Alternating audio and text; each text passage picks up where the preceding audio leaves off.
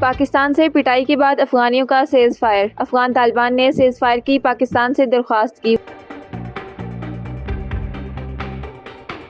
अफगान तालिबान की दरख्वास्त पर आज शाम 6 बजे से अगले 48 घंटों के लिए आर्जी सेज़फायर की गई। दो तरफा तामीरी बातचीत से मसले का मस्बत हल तलाश करने की कोशिश करेंगे। पाकिस्तान की जानिब से नुमाइंदा खुसूसी बराए अफगानिस्तान मोहम्मद सादिक और अफगान वज़ीर ख़ारजा मुज़ाकरात करेंगे।